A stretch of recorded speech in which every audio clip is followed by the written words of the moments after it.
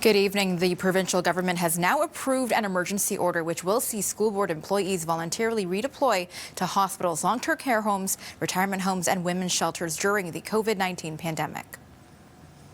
If public servants within education are willing and ready to serve and help, we obviously are most grateful. The province calling on school board staff such as psychologists, social workers, and custodial and maintenance workers to help alleviate care homes that are experiencing staffing shortages because of COVID-19.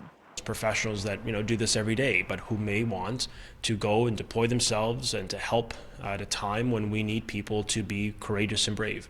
And I think it is it's honestly very inspiring that a lot of people in our province have come back to help. Workers who choose to help will continue their employment with the school board and would also receive their compensation and benefits. Education Minister Stephen Lecce says staff will also be eligible for the provincial government's pandemic pay and emergency childcare. We have been working with the other education worker unions and the ministry, trying to lay down some ground rules of how exactly would this work out and what does this need to look like. The president of CUPE's Ontario School Board Council of Unions says her members support this community involvement initiative, but there are still plenty of questions surrounding safety.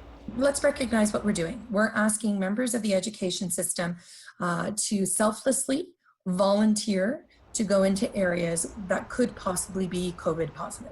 Walton says there needs to be clear indication that personal protective equipment will be made available to workers and that they will be trained on health and safety.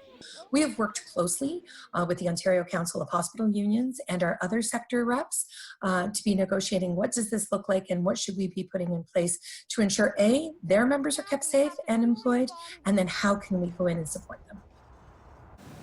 Minister Lecce says the emergency order that was announced is a technical measure that will help enable the voluntary deployment when the time comes. And when that happens, an online portal will be available for workers to apply for various positions. The move comes as the province continues to grapple with COVID-19 outbreaks and staff shortages.